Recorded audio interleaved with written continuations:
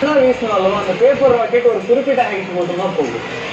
அப்புறம் எப்படி நம்ம நாசா ஐஎஸ்ஆர் லான்ச் பண்ற ராக்கெட்ஸ் எல்லாம் அர்த்தோட அட்மாஸ்பியரை கிழிச்சிட்டு ஸ்பேஸுக்கு போகுது?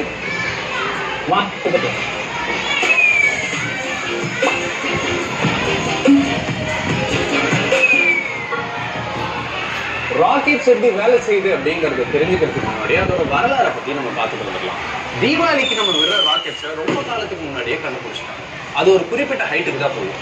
அதை குறிப்பாத்து இந்த இடத்துக்கு தான் போகணும்னு சொல்லி நம்மளால அனுப்ப முடியாது. அதுக்கப்புறம் நாளடைவுல போருக்கான மிசைல்ஸை தயாரிக்க ஆரம்பிச்சிட்டாங்க.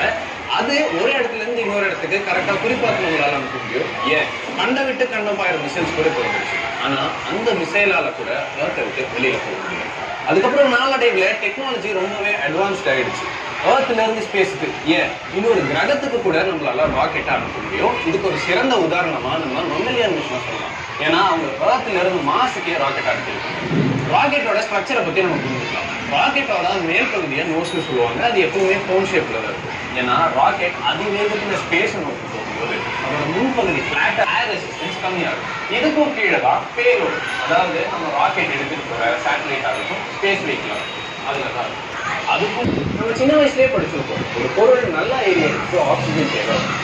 ராக்கெட்ல எரிபொருள் எரியறதுக்கு அதிகமான ஆக்சிஜன் தேவை. அந்த ஆக்சிஜனை இந்த ஆக்சிஜன் தான் அதுக்கும் கீழே தான் கம்பஷன் சேம்பர் இருக்கும்.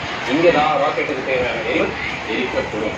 அந்த எரிபொருள் எரிஞ்சதுக்கப்புறம் ரொம்ப வேகமாக எக்ஸாஸ்ட் மாட்டீங்க. So fuel and oxidiser tank